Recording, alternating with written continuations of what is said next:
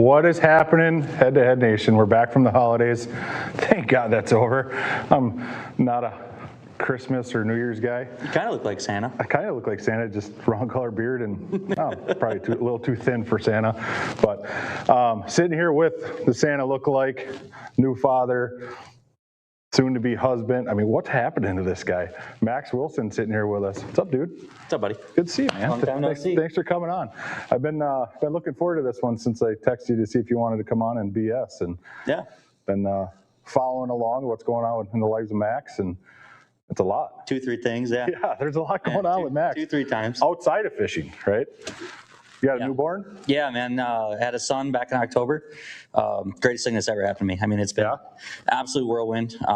Named Michael James after late great Mike and nice. JJ. So little, fitting name after those guys. So Nice. yeah, it's been amazing, man. It's he's brought a whole new purpose to life for me. Very cool. Fiance, did I hear that? Yeah. The wild stallion Is that what's going on with this getting guy? tame, man. It's never thought I'd see the day. You But got to show off your shirt. oh yeah, new brand, Max with Son Parenting.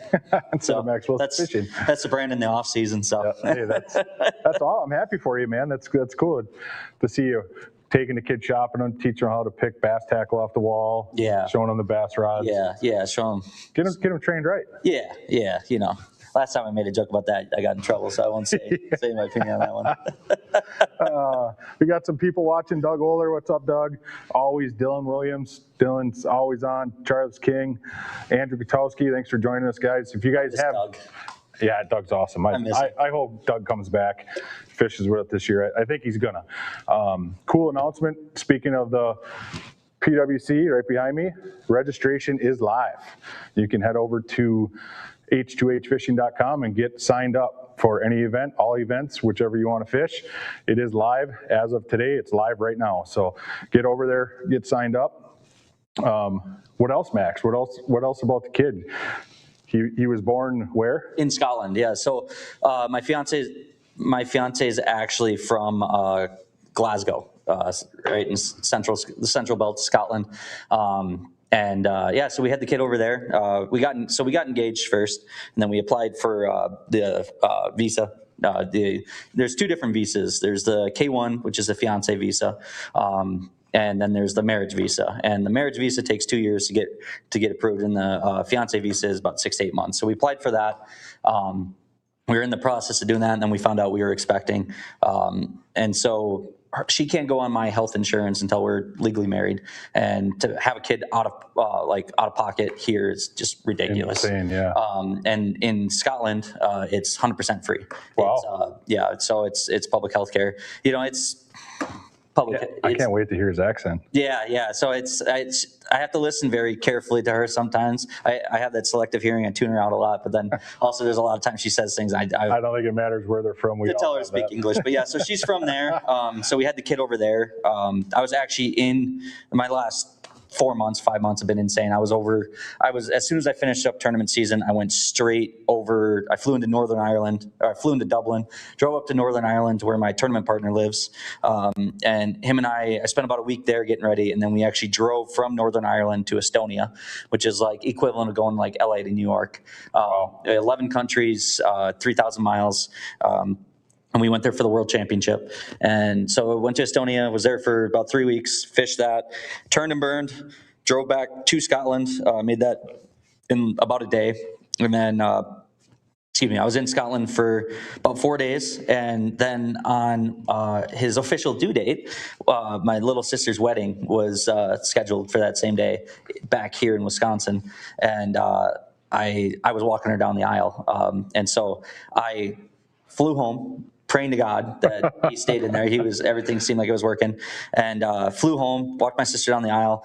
I flew home Friday. I was back to Scotland by Monday, and then Ducky was born Tuesday night. So it was like by the hair of my chinny chin chin. Sick of traveling. Yeah. So I spent a month and a half in Scotland with him. Came back for 5 days. I was back home. Had some stuff to do here. Then I flew back, and then shortly after that, my mom actually ended up getting sick. So I had to turn around and fly back without them. Had to come tend to stuff back home. My mom actually, she almost passed away, so that was a really, really rough little bit. Luckily, she's good now; she's fine. So it was just a lot of stress leaving. My kid was over there. He had a few health things he was dealing with. So it was, I was all over the place, and then everything worked out, and they came home for good on the 18th. So it's been about just under a month that we've all been back in the States and kind of resettling in and learning the dad life, changing lots of diapers. That's a change of pace, huh? Yeah. Well, I mean, I changed Isaac's diaper for years, and so I had definitely babysat for sure. Yeah, definitely babysat. Yeah. No, we babysat each other. I just changed a lot of his diapers. So poor Isaac. Isaac actually is going to be a guest with us on the show here in February. So super excited for that. Get the old Isaac back in here. I got a cool message today. Just planning for the show, hanging out, getting ready for the PWC today, and I get a message from Justin Anderson. He said that he wanted to let me know that when you guys were in Devil's Lake for the NWT, that you were the only angler that stopped and talked to a 75-year-old mom, the only one that would give her time and to BS and talk to you. So do you remember that conversation? Yeah, I do. Yeah, actually, and honestly, like I'm sure we'll see in the comments, there's plenty of people that have their opinions about me, but my favorite thing about this job is meeting people like that and be able to connect with people like that. I mean, the amount of people that I get to meet at weigh-ins, and whether it's about fishing or life or mental health or just really anything, just be able to have those conversations and, help people in any way I can. I mean, that's the only reason why I do this anymore. I mean, there's enough drama in this industry that, you could easily just say, screw it. But it's moments like that, stick with you, especially when, I got plenty of going on off the water, positive interaction like that. I mean, that's huge. And, I'm glad that, and that's not why I do it, is for messages like that. If no one ever finds out, I'm fine with it. But I'm glad I had some sort of positive impact. Yeah, that was a cool message to get today. All of our interactions have always been nothing but positive. You and I have never had anything. Most of them. Never had anything negative happen. Never, not once, not that one time. There wasn't anything said at one point that caused him to probably lose 50 grand. But hey, who's counting here? Yeah. Another cool thing, you're in, and we talked prior to the show. I'm like, okay, where's this line going to be, Max? What side of this do we want to be on today? I think there's a lot of people that will be disappointed if we don't talk about that elephant in the room, right? Like there was the first year at PWS, Lake McConaughey, there was something said, and everybody knows the story, and we had our hands tied. I mean, you probably didn't know that until a couple hours ago or an hour ago when I told you that, but our hands were tied from a sponsor, and without that hand being tied, Max probably goes on to win that tournament with a penalty. So who knows? It's one of those things where I hold no animosity towards it. If I wanted to set, if I even joking, like if I wanted to set it, we would have never been in this position, right? Like it's not on you guys. That was a huge growing moment for me. I mean, people got to understand. I was 24, 23, and how many of you have done stupid stuff when you were 23, 24? I'm glad the idiots of the world expect me, you, everyone to be perfect at any given time, and and I'm not using that as an excuse. It was it was just stupidity, and it was in the moment of a joke, like a lot of stupid stuff. The backstory that behind it is Max and I are a lot the same person, right? Like we both speak what's on our minds, and we like to joke around and have fun, and that was 100% what that was. You were saying it to me, not to anybody else.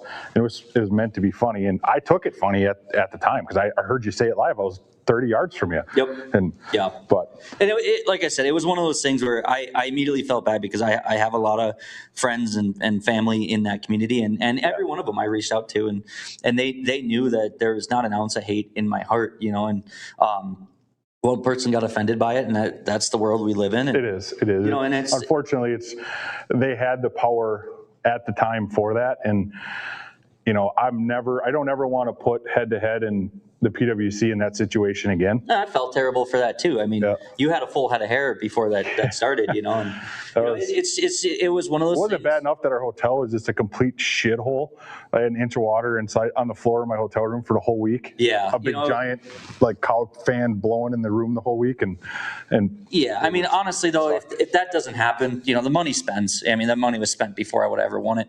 It was one of those things where I think it was very big for me as a learning moment. Anytime, like I've made mistakes in my career, and I make no qualms about it. And everyone's going to fail at life. Nobody's perfect. And, there's some people might think they are. Some people, and they might. Yeah, I'm gonna leave it at that. But some people think that they're never going to make a mistake. Oh, they'd never do that. Oh, he deserves to get burned for it. Whatever. But my thing is, anytime I've ever made a mistake, I try and learn from it. And, and I might make that mistake a second time, but it takes times of screwing up and learning. Some people are slow learners. You just got to get better at certain things. And, I feel like I'm not the person, and I'm not the angler, not the person I was back then. I was still, I'm not saying I was a piece of shit back then, right. But there was an immaturity level, and, I'm still an idiot. I think everybody has saw or seen whatever the it's just seen you progress. It's an opportunity to grow from it and get better and learn. With that, how do you think that affected your career in the end? Because I remember when you and I were sitting in the truck when we had that conversation, right, to let you know that you were DQ'd. I remember sitting there, and it was pretty emotional on both sides here, right? Yeah. And you were, one of the things you kept saying is, you just ruined my career. Yeah. So looking back at it now, how did it in the end help, hurt? And that's the thing. Like, from your standpoint, right? Yeah, and I think, and the one thing with me is, anytime I've messed up, I don't try and run from anything, right? And especially that situation, it was one of those things where I was like, yeah, I messed up, and a lot of people, they handle things a different way, and that's why I made that video, and that video that I posted, it wasn't like it took me 10 takes to do. I mean, that was real raw, emotion and remorse, and I think that's where I stood up and I was like, hey guys, I screwed up. And I could tell you, I was nervous for that video to come out. Yeah. Because I didn't know what way, like we had some interactions in the parking lot that night, which fully understandable. We both said some things. Isaac was upset. Jake Lapine was upset. Like, guys were upset, right? Yeah. They didn't agree with the way it went down, and they honestly didn't have to agree with it. But that's the call I decided to make: right, wrong, and different. Yeah. And it was one of those things where, like I said, I think people respected it, and that, hey, Max screwed up, and I make no qualms about it. Like I said, no matter how you feel about it, if I would have just never said that, it just wouldn't have been it would have never been a problem, right? And that's one of those things where, again, it wasn't from a place of hate. It wasn't from a place of anything. It was just me talking shit to a buddy, Yeah, and that's honestly how I took it. Yeah, so it was one of those things where it was just like, what? I owned up to it. I took my punishment. I took my lumps. I'm not the type where, I'm not like some of these guys that they get a grudge and then they go on this social media rampage where I'm gonna burn head to head down. No, that's never been me. I move on. Oh, there's enough that have done that too. So. Oh yeah, I know. You know who you are. Yeah. But it was one of those things where I think people, it helped people understand me, you know what I mean? Like I'm not that fake pro that just, buy this bait, this is blah, blah, blah. Like I'm Max, right? Well, I think your career has gone pretty good since then. It's been okay. I mean, it's had its moments, but it's just one of those things where it helped better me as a person. I think, it's not so much, that's the thing. Like even going back all the way to the beginning, the first drama I ever had with releasing a snake fish, everyone's like, oh, he did that to make himself better. Like, no, it's never about, I'm never trying to like better my career or make myself look better. It's just, I do what I follow my feelings and I follow my gut. I'm vocal. You like that? Some do, some don't. And that's just how I am. It's authentic. And no matter what, there's going to be controversy in any kind of tournament fishing. There's, it's not just walleye fishing. It's not just bass fishing. It's all of it. There's drama in every part and every aspect of fishing. And, NWT, right? Like you fished NWT, you fished pretty much everything, anything you can get into.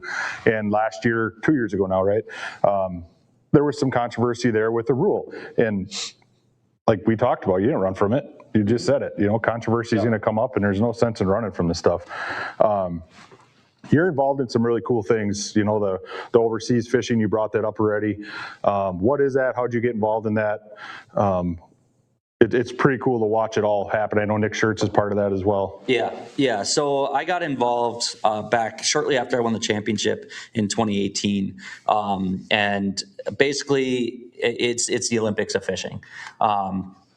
We're governed by the IOC, so fishing is one of the sports that is on the docket to be Olympicized. And our main push the last 10 years is changing the sport, changing our tournaments to make it to where we can get it on the Olympic card. And when that does happen, the team that's fishing right now is the team that will go, right? And it started. The first team started. So there's different disciplines, right? So there's USA Angling as a whole, and then underneath it, picture that as like an umbrella, and then underneath it, there's different disciplines. So there's USA Bass, USA Carp, USA Ice, USA Fly. I mean, there's a million different ones. And I'm on the USA Predator from a boat. And so it's just like it's a lot similar. It's a lot similar to like our tournaments where it's kind of similar like the head-to-head MLF format where it's as many fish counts, like minimum, they have minimum sizes. But with those tournaments, what makes it so much more difficult is it's not just one species. So like I'm a walleye fisherman. I just have to worry about catching 5 walleyes or as many walleyes as I can. Yep. Where in that tournament, it's pike, perch, and zander, sometimes a couple different species. It's whatever the local predatory fish is.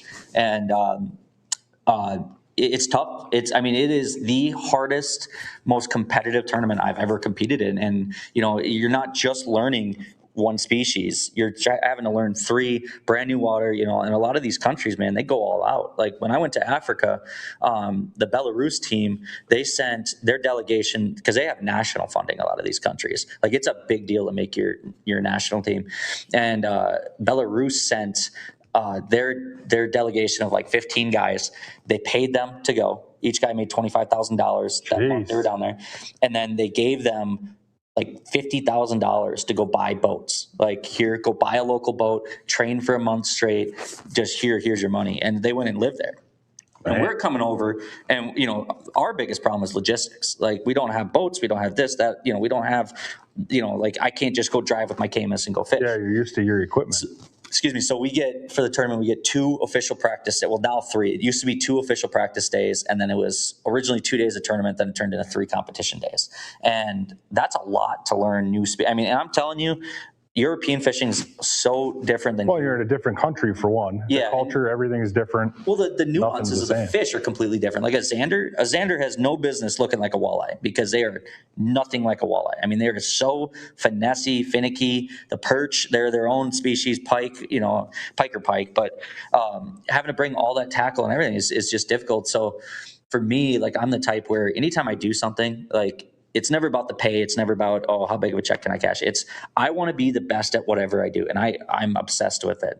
And so I got asked in 2018.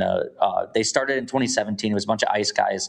And they went to Russia. And they're like, they all knew, like, we're not big open water guys. Like, we need to get actual walleye guys. And so the first year we were going to England, and they asked me, because I just won the championship. It was me, Nate Winters, Nick Schertz, and it was supposed to be John Gilman was the other one. Fortunately, I felt terrible for John, but we got to the airport to go, and John realized that his passport was out of date. Expired. And it was like, I felt so bad because he did so much for the team, did all the clothing and everything, and he's a hell of a fisherman. And so we ended up losing him when our team captain or team manager, Ben, did it. And I fell in love with it. And we struggled. I mean, it was difficult because we showed up, typical American arrogance. You show up like, I'm going to show up with a little 12-inch hummingbird. Probably going to win. A suction cup. They haven't seen the Americans. Like, we're going to come kick ass. And I show up, and we're fishing in a little reservoir on they're little 12-foot, they're called drogues. They're like the Canadian, like, backwater aluminum boats, like what you'd see in like the, fly-in type resorts. Sure. With four, some boats had 4.5 horsepower, some had 5. And we're showing up, and we brought like Maxim trolling motors, like the transom mounted trolling motors, and like a suction cup grab. And we're like, oh, these guys won't have this. Like, it's just stupid, right? Well, we show up, and all these boats, these guys are custom fitting brackets to put Alteras, and like the English boat had 5 12-inch graphs on a bracket on a 12-foot boat. And I'm like, holy cow. I'm like, we are not doing well. So I went online, and I ordered the last 2 remaining spot lock trolling motors I could find in all Europe, just so we could have spot lock. And after that, I told myself, I was like, if I'm going to do this, I'm going to make sure this is the best team we can put forward, and I will not quit until I get us a medal. And after that, we went to Africa shortly after. That was an amazing adventure. And then COVID hit, and it slowed it down for a few years. And that's when we brought on Ryan Buddy and John Hoyer. And Pretty good angler. Yeah, He's pretty you good. might have heard of him. Yeah. And we went to the Czech Republic first, and that was, every time we go there we learn something new. It's one tournament's won on perch, the next tournament's won on pike, the next one's on zander. And so we went to the Czech, and that was, we got our asses kicked. Like, it was an ass kicker. The next year we went to Riga, to Latvia, and we started to slowly figure out it was a zander bite, and we slowly started to piece it together, and we finished top 10 finally in that one. And then 2 years ago we went to Ireland, and that was the first one where it was like, I never pike fish. I wasn't a pike fisherman. And that's when I was like, okay, if I'm going to do this, I'm doing this. Because I got voted to team captain, and I took over in 2019 as captain. So I kind of brought in the team. I kind of made the sponsorship, putting the team together, logistics, all that. And it was so it was when we went to Ireland, 2024. I was like, okay, I have to put everything, as a captain, I'm putting everything I have forward to do this. And I went there for 26 days. And it was just me. Ryan Buddy went out for a week before me, kind of get some time. Nick went out on a family vacation, got a little bit of water time, but I went out, and that's how I met Mark. And him and I fished sun up to sundown for like 25 days straight. And I learned everything I could about pike fishing, trying to become, as good as I could be. And we had a boat that we were able to use and dedicated, because normally you get draw boats if you're not one of the local countries that's bringing your own, and you could get anything from a big fiberglass boat all the way down to we've gotten 14-foot bass trackers with a 20 horsepower motor. And it's just, you don't have the electronic, you're fishing at a disadvantage. So we finally had that advantage, and we actually ended up finishing 5th. We just missed out on a medal. We actually set the record for biggest fish ever caught in a world championship. Hoyer caught a 120 centimeter pike that I had raised it during practice, ripped my bait away from it, and we went back on the last day, and I told him, I said, there is the biggest pike I've ever seen right here. We need to go catch it for the big fish point. And we did that. So that was when it was like, okay, I need to put everything I have into this. And then last year I was able to secure Finval, which is one of the biggest brands, aluminum brands in Europe. We were able to, because they came over to the U.S. market, and I met them at the boat show, and they became really good friends. And I'm very happy with Camus, but I told them I'd help them however I could, pass them on to JJ, kind of help them get in the U.S. market. Yep. And in return, they sponsored Team USA. And so we finally had 2 Finval boats this year. And so we had boats that we could go over there. I went over there for 2 weeks this year. That's why I drove all the way there with Mark's boat, and just put the time in, just trying to learn it. And there's absolutely no payout. You don't get any money for it, but you get a gold medal, and you're fishing for your country. And I fished a lot of tournaments. I've done a lot of cool things, but fishing for my nation and to be able to do that on a world stage against these guys. I come back every year 10 times the angler that I left. And that's because those cool guys over there are insane. It's so much fun. And one of these days before I die, I will help get a gold medal or a medal. I just want a medal at this point. Yeah. Because that would be hard. That's harder to do than winning any NWT, any walleye tournament. It is top level guys. It's cool to follow when you guys are out there. I know Nick touched on a little bit too about how different it actually is. Chasing pike around here, if you want to go pike fishing any of the lakes locally, if you want to go chase pike, you're going to catch them, right? Yeah. You might not catch big ones, but you're going to catch them. Yeah. We got a comment here from a couple guys. Trevor Gans.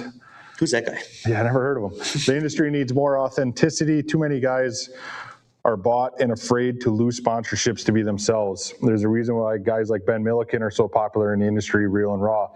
He's right. The industry is a crazy thing. Every guest I've had, we've talked about the industry, and we'll get into that a little bit next, Max, is everybody wants to be the best. Mm-hmm. Some of it, like bass side of the world, the fishing doesn't even matter. Mm-hmm. You need to be able to sell tackle. Yeah. You need to be able to sell this bottle of water or whatever it is that the sponsor is giving you. It doesn't matter about the fishing as long as you can sell product. Yeah. That changes the industry. That turns you into NASCAR. Yeah. you know? Yeah, and that's the part that I've struggled with, and the sponsors that I work with, they're all great companies, right? Like there's a reason why you see me sticking with the PC funds and the JTs of the world. I've been with them since the very beginning, right? And at the time, when they first started, and I mean this with all the respect I can, were there reels out there that were better than the PC Fun reels when they first started? Absolutely. But they took a chance on me when I was a young angler. They stood behind me when I made my mistakes, when maybe I wasn't fishing that great, all that. But they continued to improve and make better products, and it was companies that I could relate to, right? And there's just some things where I can't sacrifice of giving up, and for me, like, that's always been my thing ever since I started, and it's got me in trouble. My opinions have got me in trouble, but I just try and be as real and as authentic as I can, because I can only, and this is where a lot of maturity has come for me, is I used to really, really, really hate when someone would run their mouth about me, right? Like it used to be like, if I was sitting here reading the comments, I wouldn't be able to have a conversation with you. Right. I'd be waiting for some idiot, Just waiting for the negative some to come idiot on, to pop up, right? But what I learned, the only thing I can control is what I can control, right? And there's so much bad in this industry. If I can bring just a little bit of good to the industry, some will debate whether I have or not. Right, But right. if I can, like, messages like that, stuff behind the scenes, speak. The best thing I ever did in this sport was when I started speaking out about my mental health. Yep. A lot of people, the messages that I got, right, like, from people of, like, when I was at my darkest, I've survived 3 suicide attempts, and to be able to go on stage and tell people that, when you have thousands of people that, like, I've gotten death threats, I've had people slash my tires, I've had people key my truck, I've had people show up petty. to my house, like You didn't even call any of them. Never mind. yeah, and it's got, there's times where it's gone too far, right? It's laughable because what kit has Max Wilson done to anybody to harm them in a personal way? Don't get him started. Have you hurt? Are your feelings hurt? Did you get your feelings hurt because Max said something sideways? I don't know. Well, it's just so stupid. It's the way the industry. It happens to everybody. It's not just me, right? Yeah. It's a lot of people, but the way I look at it, I can't fight hate with hate, right? And there's a lot in there. Like, there's certain people that, and you and I have similar feelings. A lot of them, know. But for me, it consumed me, right? And it drove me down such a dark hole to the point where I did not want to be alive. And people will just keep jabbing at that too, right? Because you wear your emotions on your sleeve. So I'm going to get under Mac's skin here before this day starts. Yep. And once I learned how to use that as fuel, like, I'm a vindictive person. Like, every time you hear me yell, it's yell, and then I'm saying something to somebody in my head, right? Yep. It's like, you wanted to see me fail. I just proved that I can beat it, right? But then I transitioned that into, okay, take that negativity, take that hatred, and turn that into, okay, I know I'm not a bad person. I know I'm not as bad as certain people will say, but I know there's other people like me. And once I realized there was other people because when you're in that hole, right, when you're at rock bottom, you feel like you're the only person in the world that feels that way. You feel like, I'm stupid, like, why am I feeling this way? There's no one else. And once I started speaking out about that, man, the amount of people that would come up to me behind the stage at the NWT or MWCs or message me like, dude, you have no idea how much your message saved my life. Or where it really hit home was when and I still tell people, if you're at rock bottom, call me. I don't care if I know you or not, call me. And it was when I started getting calls at 2 a.m. of people that I did not know calling me of, I'm in a bad place. I'm going to do something stupid. I didn't know who to call. You're the only other person I know. Like, people who found my number offline. And, there was a couple times where it was like, I sat on the phone with a complete stranger, and it was like, that is why I'm doing this. I don't care. I could care less about catching a walleye. I could care less about winning a tournament. I've done enough of that. Like, I love it. Don't get me wrong. But, like, if I can share my story and I can try and change someone's life, then if I got to be the sacrificial lamb to help somebody else, I'll do that. You know what I mean? And that's where I'm at with the industry, because you go in the comment section of anything, and it's just such a toxic place. We're in a world where people aren't getting punched in the mouth anymore. Right. They can say things with say what they want. Yeah. And so and it affects people, right? And it brings people down. So if I can sit there and I can help somebody, if my videos can help somebody, my speeches, me just having a simple conversation with someone, and I won't give too many details, but like I had someone come up to me, in the last few years and was like, dude, your message saved my life. And they're like, can I had someone ask if they could tattoo one of my favorite sayings that helped me get through my worst days, if they could get that as a tattoo with their, my handwriting. And I'm like, that's pretty strong. Dude, I was bawling. I'm like, they don't understand like the effect you have on people. Like the idiots of the world don't understand that, they're, and it's masking their own insecurities, right? The people that, are sitting in their parents' basement, that are, trying to ruin someone's life, they have their own insecurities, and it's masking it. And once you understand that, that's all it is, then it. Well, we get it on from our side. PWS, you guys suck. Head-to-head sucks because you guys gave up, and the going got tough. You guys gave up. Well, nobody knows the truth, right? Yep. Well, a lot of people know the truth. They just don't believe it to be the truth. So I had one a couple weeks ago that, it's funny when something comes through one of our social medias, Brian and I see it usually at about the same time. And then it's like, okay, who's going to come back first? Brian will try to get it before I do, because he knows I'm going to be a little more candid and less tactful and truthful about it. And typically I'll do it through, personal message and not where the public can see it. But sometimes you just get that one guy, like, you just hit that nerve today and go F yourself. Yep. Like, you go do this, I will come and fish it and piss up and down your leg all day. Yeah. Well, my main thing, and I've learned, right? Talking shit on social media doesn't make you the bigger person. What's driven me is like all the drama a few years ago, right? Like, I got a lot. I mean, there was a lot of, I learned a lot about the industry, and I learned a lot about the people I grew up watching, idolizing. I learned a lot. I learned a lot about who people really see were. True colors. Yeah, I saw some real true colors, and I could have easily typed back in these little, pro fishing groups or comments. I could have easily typed back and defended myself or went to war with these guys because of just the ridiculousness of what was coming out.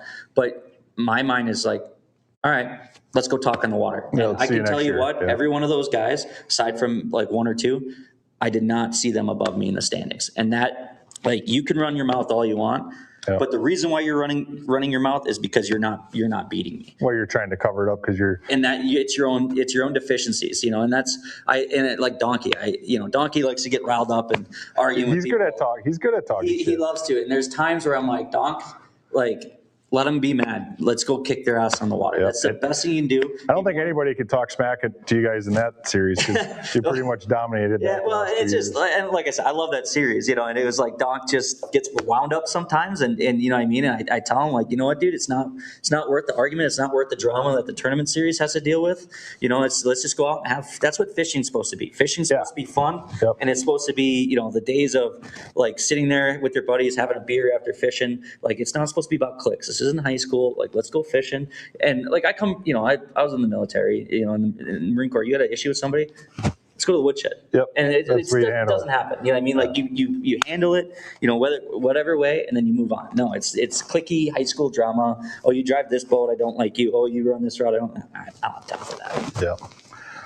So you brought up the hanging out with your buddies after a tournament, stuff like that. You're part of Tour Level Gold. Mm-hmm. I mean, I love that show. John does an awesome job with that. The production crew, everybody does a great job. The first year it came out, we watched it here. It's like, this is awesome. It's probably the best walleye show, fishing show potentially to ever be produced, I think. Yeah. Yep. Knowing the behind the scenes of the industry, knowing how much work goes into producing that is cool. So how did you get involved in that?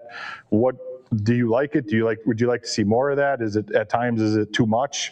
Yeah. Or how is it for Max? It was funny how it started. A lot of people don't know this. So it was one of those things where when the season started coming up, I knew it was going to be a special season, right? And the first tournament was Illinois River. Yep. And this was right after we lost Mike. Yep. And man, that when we lost Mike, dude, that broke me, right? That was terrible. That was my brother, right? And JJ and I went out and won that MWC the following year in Spring Valley, and that was one of the coolest moments of my career. But what killed me was I didn't have we didn't have like any footage or anything, right? And I always watched like the Polinick, like Yep. his videos and stuff like that. And I was like, man, walleye fishing needs this, right? And I've been saying it for years and years and years. Yeah, I had Cody Solberg follow me around. He was my camera guy before he became this big famous YouTube star. He doesn't even talk to me anymore, dude. Hey, he's in the comments. I know, like that. This is the first time I heard from him. He's all big and famous now. Where is he? There he is. Yeah, he was. There he is. Probably talking smack to Ted. Yeah, like all my YouTube videos, that was like shot, produced, everything by Cody, right? And he's really good at what he's doing. He is. And he's probably tucking Ted into bed right now. That's probably what he's doing. But Ted probably had too many whiskeys by now. So, anyways, we tried doing it, and it was a concept, right? Well, I was like, okay, I was upping things up, and I was like, I really want to do this. I'm like, that was a test run. Well, I was working with Aqua Traction. That was one of my sponsors. And Josh, the owner of Aqua Traction, I came to him. I was like, this is what I want to do. I'm like, how do I fund this? How do I even do this? Yeah, I think you and I even talked about. Yeah, and like I was very naive on that side of the world, right? But I knew it was something I wanted to do, and I was like, I want to build that into like my sponsorship, and that was kind of my sponsorship for the year. Was he had a favor, with Sam Moore Media, which they worked together a lot, and so he was close with Sam, and so he was like, I can talk to Sam Moore to get this pilot to kick off. And so I was like, okay, cool. And it was originally just supposed to be me, right? It was just supposed to be like, follow me around, all this whole thing. So we went in the meeting, or they went and had a meeting, whatever. So did you have the name already? No. Okay. So it's funny how it happened. So I was like, and this is like boat show season. So this is like a month and a half before the season starts, right? So we're scrambling, trying to get this to go. And they go in and get the meeting, and all of a sudden I get an email, or I'm CC'd in on, and it was like, yeah, no, that's a great idea. I'll reach out to Dewey and John and Owen. Well, the whole reason why I was trying to do this is because I'm competing with John and Dewey, because like those guys are the goats, and like you're trying to like compete in the sponsorship atmosphere with these guys, And I'm like, these guys are going to take away from me because John's John. Like he's one of the best anglers in the world, and so is Dewey. They're two of the best that have in my opinion, that have ever done it. I'm like, this must be my thing, And could you just let me have this? And so that's exactly what I was like. Oh, damn it, And so I was mad about it at first, but then I called Josh, and Josh at first he's like, either do it or don't. I don't really care. And I was like, yeah, you're right. Like this actually, like, and the way like him and I talked more about it, and that's the great thing about Josh is he's so like business minded. Like he built that Aqua Traction to what it is now. It's like their whole business mindset's insane, right? And so I was like, I went into it with an open mind. I'm like, okay, we were going to shoot the pilot and then see where it went from there. And John, it was funny. John originally was like, no, I don't, no, because they're so secretive about like cameramen and their boats. Hell no, and that's part of the problem with the walleye industry. Yeah, and so we go to that first one, and all I knew was like, I knew this tournament's going to be special. I don't know why. In my mind, I was going to win the damn thing, not finish 104th like it did, but I knew something was going to be special, and I was like, I know we need to film this, and I know we need to film this for Mike. Something's going to happen. JJ won that. Yeah, and I don't know what's going to happen, but something's going to happen, and this was like my like. I don't want to say like this was my like final like because no like I got Mike tattooed on my arm there, and like there's no tattoo, there's no tribute, there's nothing that could tell Mike's story better than that, right? Yeah. And so we come to the first one, and man, like it was perfect. I mean, it was you had the drama, you had the intrigue, you had the tough bite, you had the insane fish getting caught, you had Hollywood could not have written a better script for that, right? Yep. And it was funny. It was after that when John called me, and John's like, I can't believe I didn't think this was going to be the best thing ever. Like this was amazing, And it was funny. He goes, I don't mean to big time you, but like I can take this to a whole new level. And that's the thing about John. He's such a good salesman, and he's not just good at the fishing side. He's so good at the business side. And I laughed. I said, John, no, I want you to, let's do this, right? Yep. Like let's build this. Like, because then once it was done, I was like, holy cow! Like this is exactly this was nothing like what I could have even pictured, And so to John's credit, John and Josh and Sam and all that, they kept building it, and John got because it costs a lot to do something like that in the production level. That you get someone like Sam Moore, like and Logan, the guy who's the main camera guy, and kind of runs it. That's his baby. Like those guys are the best at what they do, and they just kept building it, and It's exactly what fishing needed. You know, I mean, The walleye world needed it a lot. I mean, 100%. captured lightning in a bottle, and you know, that's where I really hope we can continue to get the funding and keep it going, because I mean, it's, you know, to see, like, you know, to see my story, right, like to see where I was in 23, to see the rise and then the sudden fall, and then like 24 was like me fighting to stay alive, and then last year was finally like I was coming back and like happiness, you know, and like I found out we were expecting, and my life was finally coming back together, you know, and then you see John winning, you know, every year one of us won a tournament, right? Like, well, in the last episode, was it the 8th inning, that the latest episode, when you're having motor issues? Yeah, well, Max Wilson in 2021 completely loses his shit. Yeah, and doesn't focus on fishing. Yep, and you see that behind the scenes of, you know, of the realness of what we have to deal with. You know, of, it's not just you go out, pre-fish, find the fish, and all. There's a lot of strife. You know, there's a lot of crazy stuff that happens. There's a lot that we can't show that happens. It's hilarious also. There's people that hear, oh, we're making a 100-mile run, and like, yeah, whatever. Until you see, but you make a 100-mile run and you get to where you're going and your motor's failing, you need to get back. You're crossing Lake Huron, where at one point you're 40 miles either side from shore, and you hit a fog bank where you're losing it. Like, it shows the realness of what that tournament fishing on the walleye world is. Yeah. Everybody sees it, Bassmaster, MLF, whatever, that type of live, and sees how that is. And me personally, I would rather watch something along the lines of what you guys got going on there than to see live, because it's edited, you don't get to see everything, but you see a lot of the realness, right?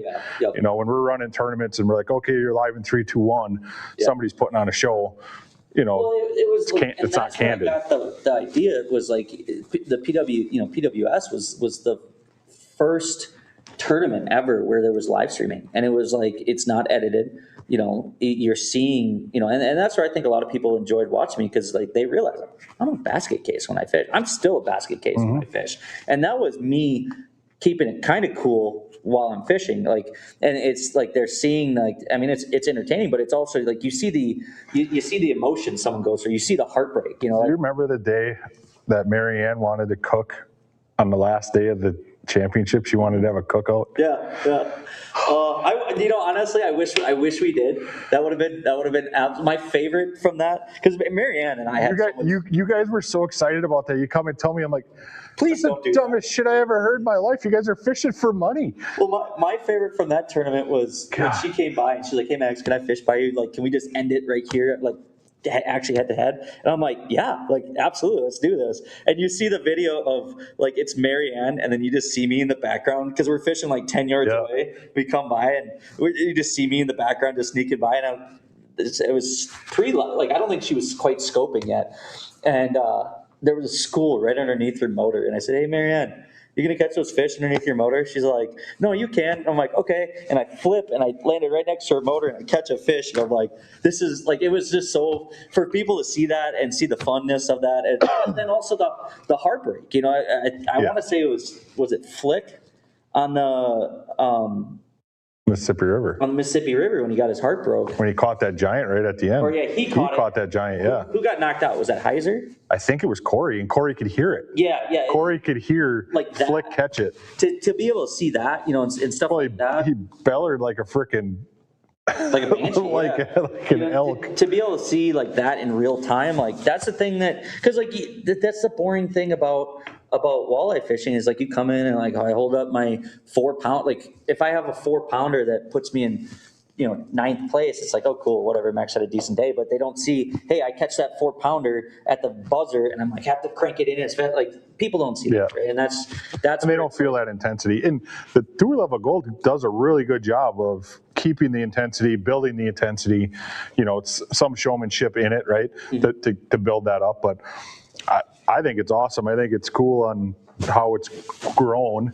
I'm actually shocked that it, I think what it has on YouTube, like 22,000 or I don't remember how many subscribers they have for it. It blows my mind that it's not 100,000 plus, because it is such a greatly awesome produced show. I really hope it continues. Is there talk of it going forward for 26? I'm not a part of those conversations. Okay. The problem everyone runs into every year is funding. Yeah. I mean, 'Cause you've seen it. It's expensive, man. Trying to get a company, like luckily last year we had some really, really great companies step up, like Rocky. I always I think it's Newenhouse is how you say his last name, but he's insurance. Yep. And he's a great dude, and he really, really stepped up. He's a big fisherman, and he really stepped up to really help get it funded. We had a lot of great sponsors that really stepped up to make it happen. And credit to John. John's out there beating the streets trying to make it happen. And like I said, every year it gets tougher and tougher and tougher, especially in today's climate. And well, and I think head-to-head coming back with the PWC hopefully build some competition within the industry too, right? Where everything, rather than being plateaued or maybe even falling off a little bit, to slowly rising and get more recognition, and having more events, more options for guys to fish I don't think it's ever a bad thing, and especially at the pro level. Guys want to fish for big money. This is where it's at. We might not be live, but there are other options, like we talked about in the past, to have live. It's one of those things. The show does a great job. The industry, like I said, it's a very volatile place right now, and it's just tough. It's tough to make a living for companies, for sponsors, to get sponsorship. It's tough for tournament series. It's a tough time. So if we can band together and figure something out, I hope the NWT continues to, thrive. I hope, MWC thrives. I hope 100%. I hope everybody does it. PWC thrives. We're not coming around trying to bully anybody out of the room, because for one, we haven't earned it, right? Two, competition's good. Giving guys options of things to fish is even better for their sponsors. So, it's all about eyeballs for the sponsors. Well, and that's the thing. Like, everyone asks me, like, there's two kids that I travel with on the MWCs, is Jack Lee and Nick Sunday, and they're 20-something-year-old kids, and I've kind of taken them under my wing, the last couple of years, and that's the biggest thing people ask me, like, how did you get good? And I told people, I was like, I put everything I had into fishing as many events as you can. Whether it's the only way you get better. It doesn't matter if it's an SWC all the way up to an NWT, NTC. It's like, well, even club level tournaments. You're fishing against competition. I treat the club level and I treat the pro level, the same. Doesn't matter the payout. It's an opportunity to get better. It's an opportunity to compete. Whether whatever money's on the line, it allows me to get better. And you treat it like a college, like a college degree. You fish, when I first started, I was fishing every AIM, NWT, MWC, SWC, and plus I was, still in the reserves. So I'd have every weekend from March to October fishing a tournament, and it's not feasible for everybody. Right. But I tell people, every chance you get, it's a commitment for sure. Because I was working a sales job when I first started, and I get done with work and I go out and fish, right? And I would, every single chance, I had, I was out fishing, practicing, getting better, and you just have to fish as many as you can, and the only way to be able to do that is by having as many series as you can, And, as long as they all play nice together, that's all you can ask for. Yeah, and scheduling sucks. I mean, it was a big priority to go around NWTs, obviously, and some of the other ones. It just sucks that we ended up falling onto the AIM championship. It's the team championship. It is what it is. Scheduling sucks. There's not a whole lot I can do about it this year. Next year, hopefully we can get that figured out. Yeah. Forward-facing sonar. It's a huge topic in the fishing industry. I know you're a fan of it. I hated banning and sourcing it. We were talking prior to the show, and we're talking about the PWS. I said, I think I can see trolling making a comeback, and somebody competing with trolling. And what did you say? I'll retire. No, here's the thing. Forward-facing, you think it's a good thing for the industry? Where do you see it going from where it's at today? And should there be some sort of regulation on it? I'm so sick of this argument, because it's just I really am too, but there's the people that argue about it have like they all share two brain cells. Honestly, don't DQ me for that one. Sorry for the people with two brain cells. I didn't mean to offend you. It's one of those things where most of them live in Minnesota right now. But it's one of those things where I don't have a problem with it as long as it's used properly, right? The people who are going out and overfishing like the panfish population and stuff like that. There's definitely. I don't think it needs to get banned. I think the regulations probably need to get changed, and people need to find self-control because the people that are using it improperly are the same people that are using side image improperly. Right. It was a little bit before my time, but when side imaging came out, it was the same freaking. All the people complaining about it, and all the old timers were whining, and it's because you didn't have to learn the way I learned. Well, it's the same thing now. You see a lot of the people who are whining about forward facing are the old timers, and they don't want to adjust, they don't want to adapt, and it's one of those things where I think you see it today. The guys, I won plenty before forward facing sonar. I won a national championship and a team of the year before I even learned forward facing sonar. Yep. Hoyer won championships before forward facing sonar. Dewey had multiple wins before forward facing. Like the good get better. And if you know how to utilize, it's just a tool, right? The cream always rises at the top, no matter Isaac, what. Before we had Isaac was one of the best fishermen I knew before that, right? And the guys the guys that are good will utilize it, right? I think it's something to where, I see the guys that have them mounted on their jack plates and 3 deucers on their trolling motor. I think this is ridiculous. Yeah, it's a little overkill. I've had the same setup since it first came out. The only thing I've upgraded is a bigger graph so I can see better, and then the 34 over the 32. But I don't mind just one transducer or even maybe 2 just to have the coangler to have one. I don't mind. They talk about having fish lock to where you can like pick that fish and have your trolling motor just chase it. I think that's when you start getting a little ridiculous. But for me, I love it, right? And the reason why I loved it, it's not about the being able to catch fish easier. Like that's fun.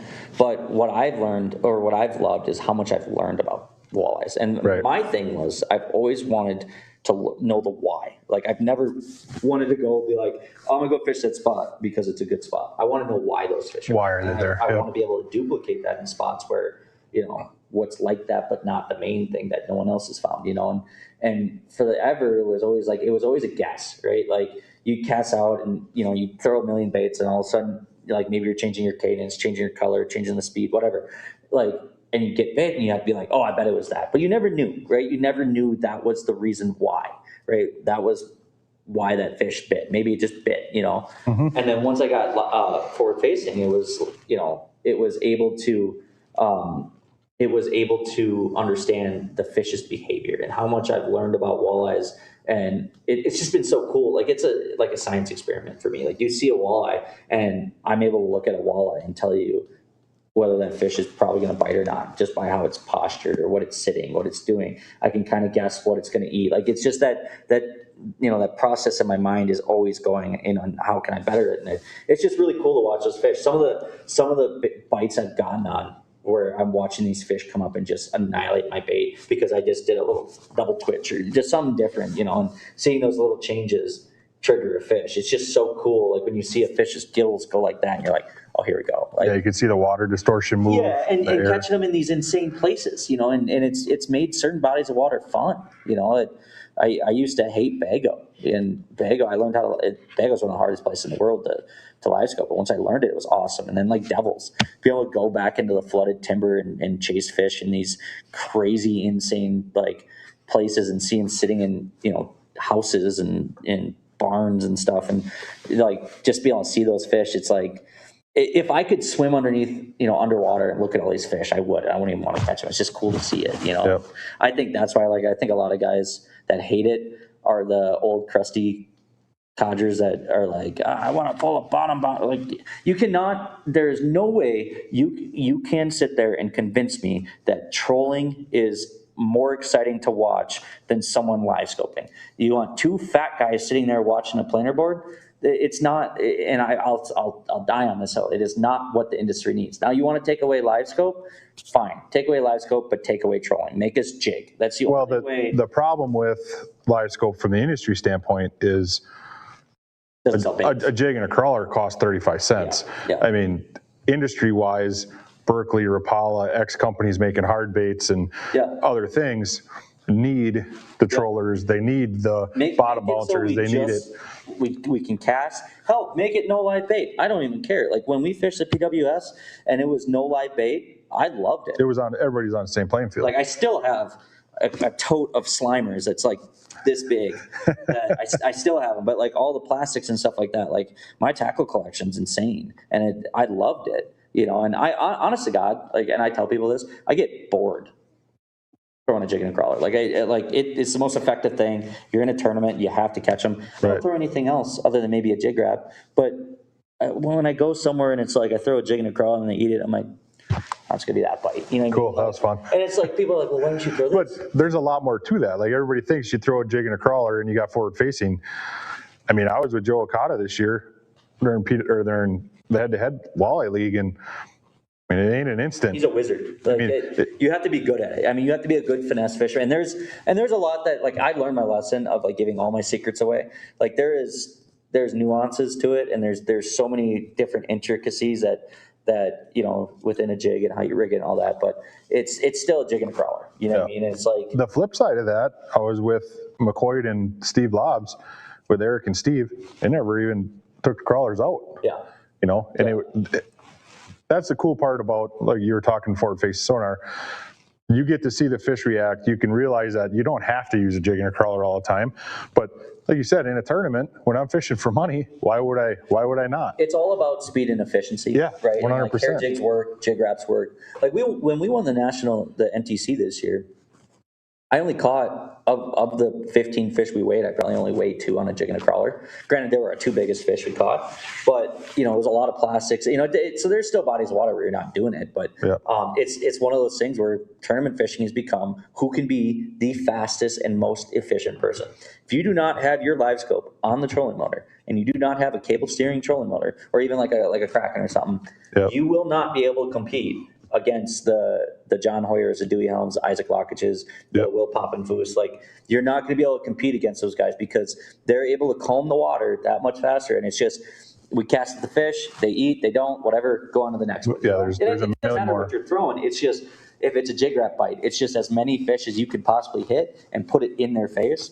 Like, but to me, like, again, that's just and I look at it from a viewer's standpoint. Like, I get it on the bass side. Like, people want to go see someone, like a fish blow up on a frog. They want to go see Hackney, you know, flip a brush pile or something like that. And I don't blame them. Like, that's cool. Yep. That's really cool to me. No one wants to watch someone throw a fairy wand with a 6-pound, fluoro and just tighten or loosen their drag. No one wants to see that. But nobody wants to, see me sitting there eating potato chips. Watching a board. Player board went back. Let's go drag it in. Like, it's not what the industry wants. And that's the problem. A lot of these bites, like, basin style bites, like without live scope, like Lake Erie would be fun, but you go out to Lake Huron, like where we've fished the last 2 years, and you're gonna go pull lead core in 140 feet of water, like 20 feet down, like, and you're gonna just drive aimlessly over where those fish are. Like, it wouldn't make for good TV, and that's the only chance that fishing has anymore. Like, no one wants to tune in and watch the weigh-ins. They want to see live time fish. They want to see the drama. They want to see. Well, and you got to have fish catches. You got to have leaderboard changes. They want to see me have a meltdown when I lose a fish. They want to see that, or the throwing a rod, or they want to see someone catching a fish and high five. And well, look at Ike and Ellie made his career off of that. That's who I grew up watching was Ike. And that was what got me into. Like, I remember my earliest memory was I turned on the show. I was watching on ESPN, and Saturday morning I wouldn't watch cartoons. I'd watch Bassmaster, and I remember. He's a bass guy. I remember covering it up. It was so easy. A kid could do it, but I remember. How'd that bass taste last week? Really good. Anyway, yeah. But I remember Ike and Ellie catching a fish and wearing his emotions on his sleeve, and all of a sudden he started breakdancing, or Davey Height doing the walking man. Yeah. Like, that to me was like, that's cool. I want to yelling at dogs. Yeah, like, I want to do that. Ike and Ellie I think he got DQ'd. I think it might have been during the Classic something happened, or his boat was malfunctioning, and the rear navigation light with the flag on it, he grabbed it and he snapped it off. I want to say that was on Bago. No, I think it was during a Classic. Yeah. And he got his day disqualified for that because he had a live camera with him and he snapped that light over his knee. And another time he was yelling at a dog, during the Classic, and he went back the next day and apologized to the dog. So. Oh, Travis. Oh, yeah. I seriously think I get a lot of Snapchats of Max and Ted and Cody as well, where they're closet bass guys. Last week you're out ice fishing with a guide, and he's more proud of the bass being held up than them rough fish you guys were catching. Well, that was because I have a man, and people are going to get mad. I don't even care. And it's because of people like you sending me Snapchats in the spring when you're bass fishing up in Sturgeon Bay, and you're putting all the walleyes you catch in there because you can finally eat something. So I have a rule: every bass I catch in the winter gets the knife. It's just payback, and they taste good. They taste really good. When you become that good to be able to catch a bass, it was actually a 12-year-old kid that caught it. So yeah, and they were proud. They got a table full this big of all them rough fish you guys were catching. Dude, and they're holding up the two bass, proud as could be. We spend all summer. JJ agrees. We spend JJ would eat a carp if he could. Well, he has, but he's also a Bears fan, so. Well, we spend all summer in the big waves, trying hard to catch like an actual tough to catch fish. Sometimes we need like bluegill fishing or bass fishing, something easy to do. That's because bass guys don't fish anything over 2 feet; they get too scared. Hey, if I put the rod in the bottom and it doesn't hit, I'm getting my knees start shaking and shit starts going sideways. I'll never forget. I coingled for an NWT up in Escanaba, and for 3 days, the bass guys, they had I think it was a FLW or a bass or something. It was Bassmaster. It was their championship. They had a tournament the same time we were there. It was 2014. They canceled all 3 days of the tournament, and we fished the entire tournament. Yep. We got our entire NWT in. It wasn't even that bad. It was just rainy, and I'm like, why? What? Like, and they're on shore, and we're over there like wet dogs, Hey, like I tell Ted and Cody, you got the right boat and the right driver. I can compete in any water with my bass boat. So, yeah, it's so much fun having it back and forth. And well, that's how we got in the McConaughey trouble in the first place. Yeah, it is. Because people didn't hear Kyle chirping me before. They just came back to me with the infamous, When I told people, like, who are you even talking to? The tournament director. They're like, what's wrong with you? Dylan Williams, how could somebody not eat a delicious bass? Hey, man, if you got red eyes, it's poisonous, so you can't eat it. So you go right ahead and do that. Teach their own. If you can get lucky enough to catch one, it's fun. Yeah. You and I should get into a bass tournament one day on Bago and then a walleye tournament together and just go have fun. Finally get to your first win. Yeah. First walleye win for sure. Couple things as we end here. Couple of them you already touched on. Things you do different to stay on top of your game. Because, I mean, it's not by chance that you're, top 25 is probably, 25th is probably an upset finish for you. Call it the top 25% of all the trails you fish consistently, right? Yeah. In contention to win. What do you do? Is there, if you don't want to give any secrets or whatever, I know you talked about time on the water, which is an obvious one, right? Yeah. But what do you do to keep up with trends in the walleye world? I think the biggest part for the longest time, you can't beat time on the water, but my thing is I've always been one that's pushing the envelope, and a lot of it that comes from back when me and Isaac fished together, back when we were still teammates and traveling together and all that and fishing. Him and I were, and I'm not gonna lie, it's not as fun, the fact that we went our separate ways kind of sucks. And him and I together was a force to be reckoned with because somewhat poisonous too. That too. But it was one of those things where him and I pushed each other, and we were always thinking outside the box, And when him and I first started, where it was great was I was that think kind of inside the box type of guy, and Isaac was, the broader sense, and we kind of played off of that, but we were always trying stuff that someone else wasn't doing, and we both hate fishing by people, and always just trying to learn, that's the thing. You can't try and fish memories. There's okay, I'm trying to learn the why, right? And we're constantly trying something new, the amount of crazy thing, and a lot of it we learned from Mike and JJ of some of the stuff, dude, that Mike would rig up was why would you even think about it? Like, this is the craziest thing I've ever seen in my life. But sometimes it would work, you know. And First time he fished head to head, he was trolling he caught that like an 8 or 9 pounder in the cross. yeah, right at the Remember buzzer, that? right in the chute, right in the Right by black Clinton there. Street. Yeah, yeah. So, but it was like trying off the wall stuff, and then like, screw it, let's try it, you know. And you know, it was a lot of that, and so it was a lot of, you know, we're going to these places, we just screw it, let's try it, you know. And that's kind of where, you know, once forward facing kind of came into, and like head to head came into, it was like, okay, that was where we started to get the confidence of, you know, stuff started to work, and you know, trying new stuff and trying stuff that, you know, maybe someone else isn't doing. That was back when everybody was trolling, and it was just like, you know what, I don't want to do that. I want to jig. Let's try and figure that out. And then it was okay. Well, that worked. You know, my mindset's always been where I've struggled guiding. It's like my mindset's always been, no matter what I do, I'm practicing for a tournament. Whether I'm fun fishing out in March, I'm practicing. You know, you see me on the Fox River. In my mind, I might be only throwing hair jigs because that's all I want to get better at, or Right. this, that, the other, right? So it was a lot of that, and just that mindset of trying something new. But then, you know, not being afraid of failure. You know, failure kind of will hold a lot of people back. Where a lot of people are like, man, I need to go get a check. You know, Right. It's there was times where I ego. didn't care if I finished 104th. Trust me, I hated it. There was nothing more I hated to finish 104th. But it was also like, okay, let's try it. Let's swing for it. You know, and that's where Isaac and I were fishing these tournaments. Like he'd have these swing for it bites. I'd have like the kind of safety bite, and you kind of learn how to have both. You know, but then honestly, the biggest thing I can tell people is championships are won now, like right now, like.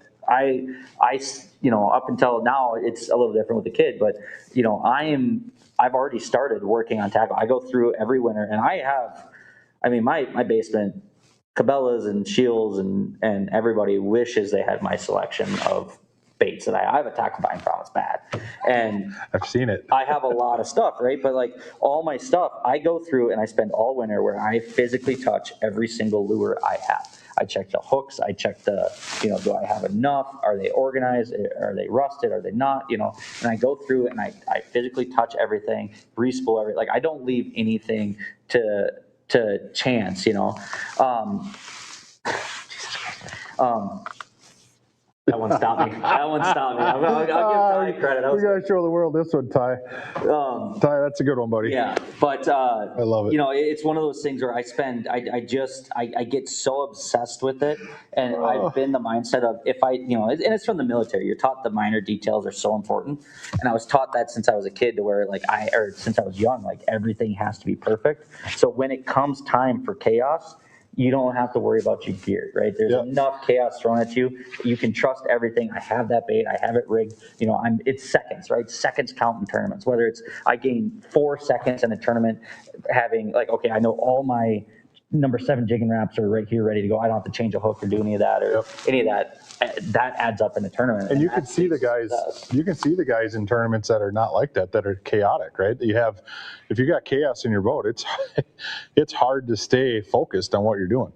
100%. Yeah, you know, and it's one of those things where I'm already a basket case when I'm fishing, but like the thing people don't understand is like I work better under chaos, but I have to make sure I can trust my equipment, right? And that's where it's like you put the work in the off season, you know, like, you know, professional athletes, they spend all off season getting their body ready. You know, I do a little bit of that, as you can see. Nate's kind of throwing it at you right here. Yeah, well, that's like my Make-A-Wish best buddy type deal. So I'm fishing the Illinois River with him, and he makes me go, we call it Jesus fishing, pulling flies and pulling bait.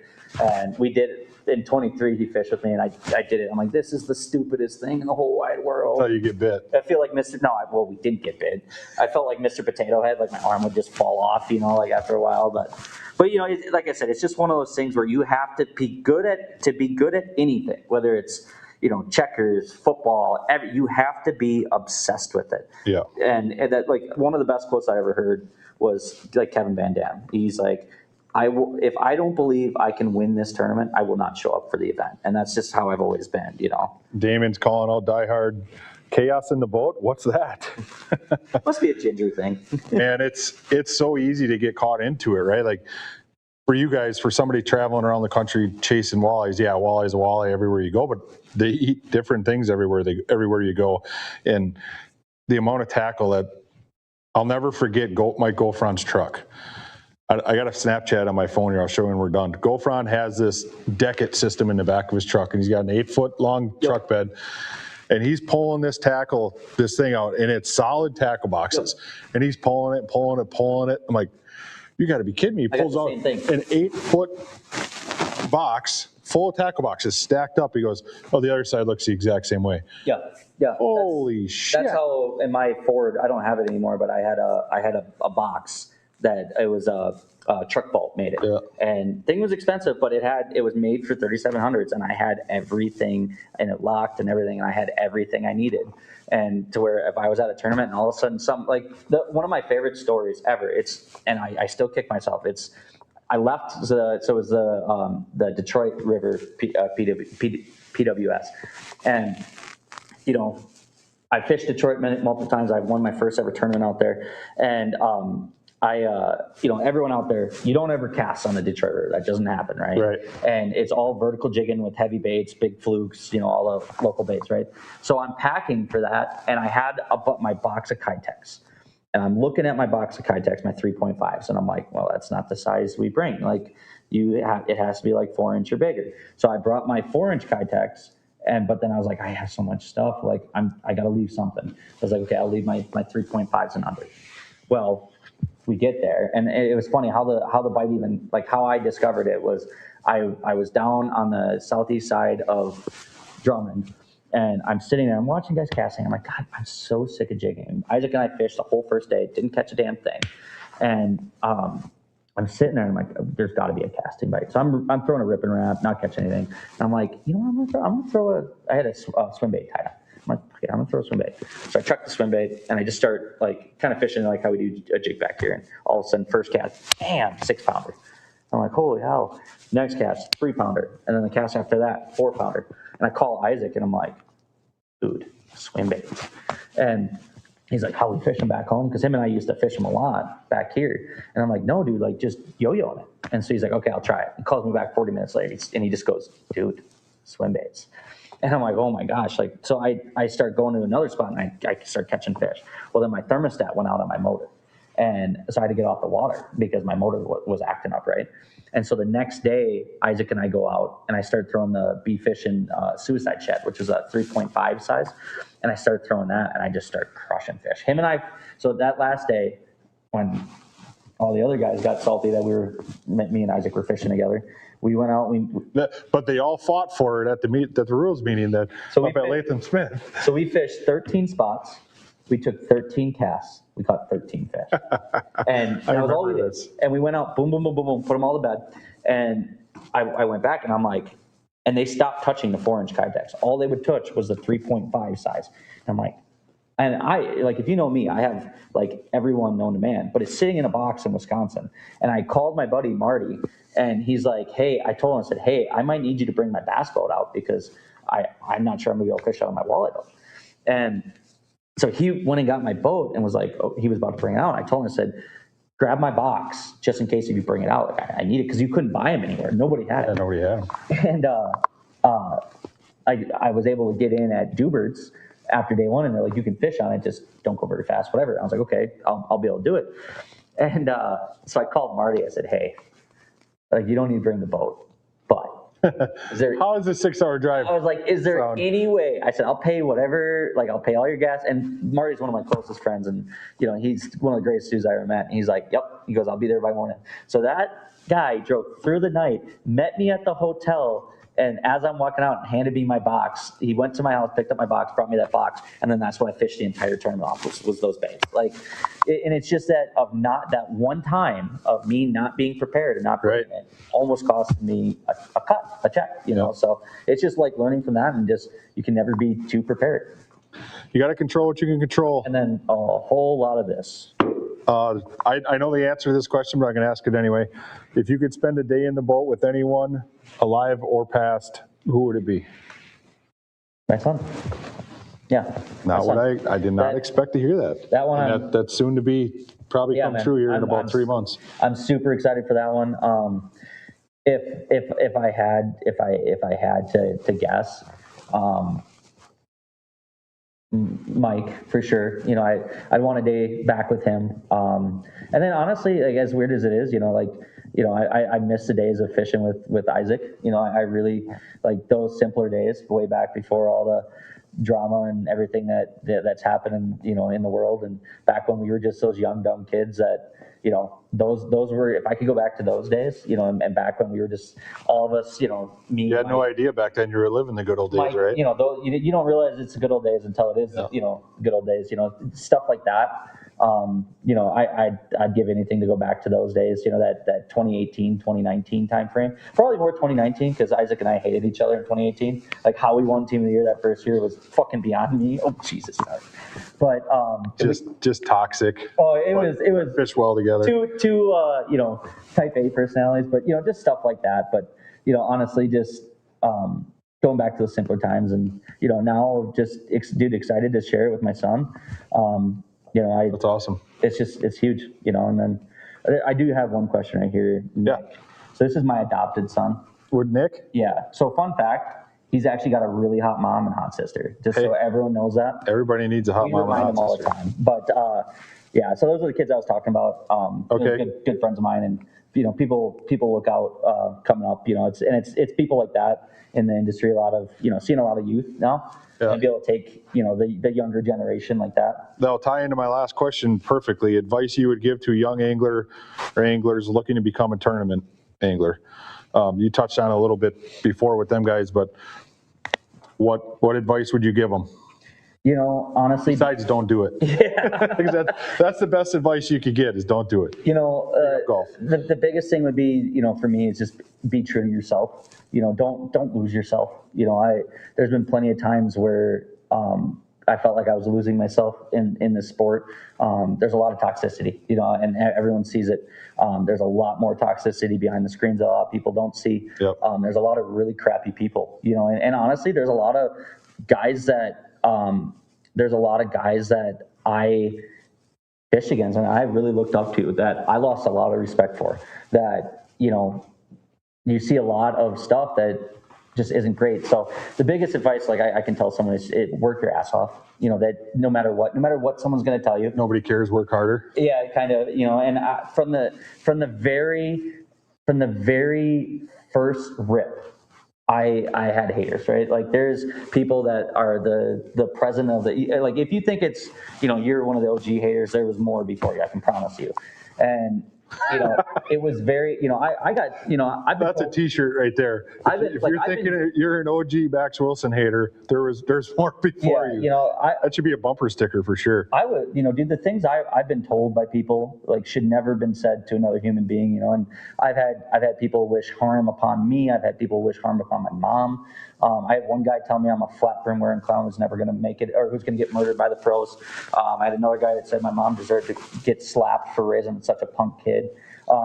Dude, I was 17. Wow. And these are guys that I grew up idolizing, like just excited to be there. You're a bigger man than me than not calling people out, man, because that type of stuff is uncalled for. You can't fight toxicity with toxicity. Yeah. You got to ride. It's hard, but that's the biggest thing I can tell people is, dude, rise above it, go fish, let people talk, and go kick their ass on the water. Make the world better where you can make it better. And that's... Hey, Nick Shirt said it a couple weeks ago, be positive in a negative world. Yep, and that's all you can do. And like I said before, you can only control what you can control. And if you go out and you control the controllables and you go work harder than anyone else... Dude, I've won 17 tournaments in my career. I have lost hundreds, right? Yep. Like 100%. Like, I'm not going to be remembered by my wins. I'm not going to be remembered by my losses. I want to be remembered by the impact that I had outside of that. Like you look at fishing and there's a lot that I've impacted, good, bad, indifferent. But if you're going to come into this industry and do it, you have to do it for the right reasons. I wanted to be the best angler. I wanted to go have fun. I wanted to, you're not going to go in and make millions of dollars. You have to love this. You have to love your fellow angler. You have to love the sport. You better have a passion for it or it's going to eat you up for sure. Just let your passion drive you and don't let other people's insecurity drown you. Because, I mean, if I would have listened to the haters, man, I wouldn't be here today. I wouldn't have the life I have now. And, the biggest thing I can tell the haters is I won. I won. you guys tried to beat me, you guys tried to break me, and you just can't let them break you. It's just, you can't do it. You have to push through for everyone else, and just keep grinding, because over time, if you do it enough and you do it the right way, success will happen, whatever success may be, whether it's trophies, it's, deals, YouTube followers, whatever. You do it the right way and you have the passion, success will come. Yeah, you're not wrong, Tyson. I like to call people out that whine and complain at Wisco, that's for sure. Yeah. JJ says bear down. I got a question about this whole bear down thing. How is that looked at as a positive? Isn't it, like, when you shoot a bear, isn't it down? It's dead? Bear down. So I think there's going to be some bears down on Saturday. I got some AI videos that I made of JJ that I will show you after this, that I'm just waiting. I saw a bunch of Snapchats when you guys went to the Packer Bear game, and I can only imagine. Hey, like JJ's my sister from another mister, and we won't hold that against them. Everyone has their faults, but Saturday will be interesting. I'll tell you what, though, he took it like a champ after the Packers won that first one, because I think I sent him like 800 memes and tagged him in 900 reels. And man, Packer fans are crazy, right? Like, everybody knows the Packer followers, fans just in general are a crazy bunch. But man, I'm on that. I don't know if anybody's on it on Facebook, but the NFC North trash talk page is freaking epic. Yeah, you want to see some crazy Bear fans, dude? These guys, there's 7 million people in Chicago. We got like 100,000 in Green Bay, and it's just unbelievable the amount of shit talking that goes on. It's awesome. JJ and I, if our text threads during the Packers Bears games got leaked, like, we both would be put in insane asylums. Like, it's one of those things. But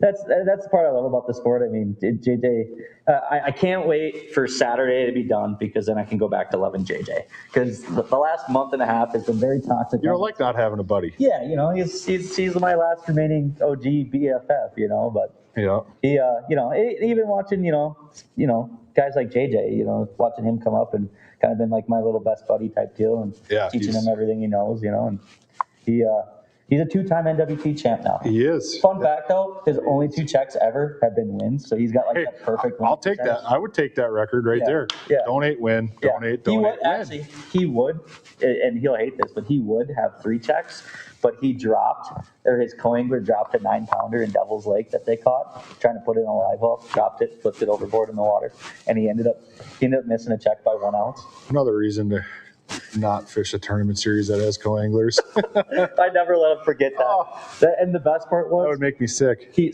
missed a check. He thought he made the check.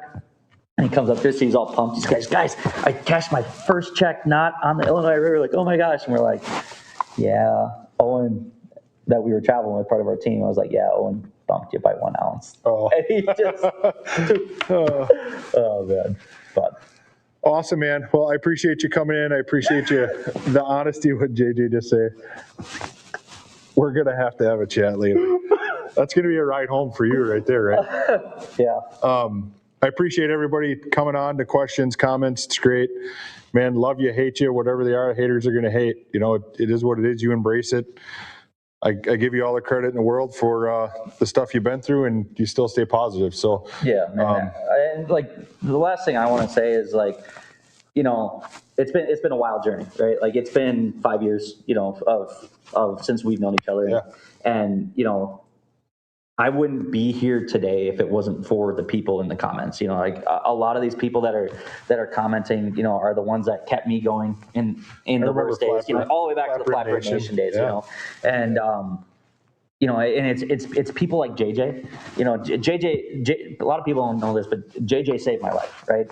And when I hit rock bottom, JJ was a person that came and drugged me out of bed and got me out of the worst place. And he sat there with me in the boat, crying, having mental breakdowns on the boat, because I was like, I can't do this anymore. And it's people like him, Travis, Troy, Donkey, those are the people that got me out of that really dark space. And it's not just them; it's the people that that have been fans that I may not know, or I don't hang out with every day. It's those people that saved my life, and how grateful I am for that. Love me, hate me, whatever. I'm a very emotional person, but I'm also very, like, grateful for that. And, Yep. you know, I don't deserve it. And, you know, I've done plenty wrong in this world, but the friends that I've made, it means so much. And if there's anyone watching that was where I was at, you know, just a few years ago, like, hang in there. It's going to get better. You know, it may be dark. You know, we're in the shitty deep winter. It gets better. You know, and there's brighter days ahead. Just keep grinding. And if anybody ever needs anything, you know, like I said, I always have that offer. You know, find me on social media.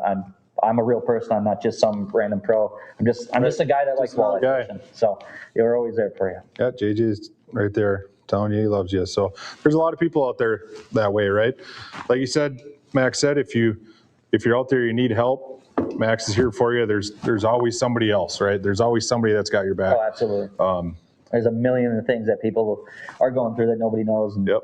you know, it's life. Everybody's got stuff to deal with, and everyone, you know, not everything's what social media makes it seem like. And, you know, everybody has it. And that's why I decided to share my story, is just to try and help somebody to not feel what I felt, because I know how much that sucks. So it's, you know, there a lot of the people in the comments, you know, that help get me through it. And, you know, hopefully they can pass it on, and we, you know, we can bring this industry back one good deed at a time. Yeah, man. It's awesome.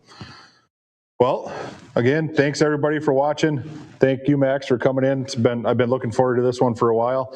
I was super happy when I texted you and you said, yeah, let's do it. Let's make people laugh. And hopefully we did that. Hopefully it was entertaining for everybody. And we will be back here with Josh Sheldon from eTournament Fishing. That is the app that we will be using for the PWC in 2026 and hopefully beyond. We'll be back here on the 15th of January, 7 o'clock. Until then, we'll catch you later. Thanks, everybody.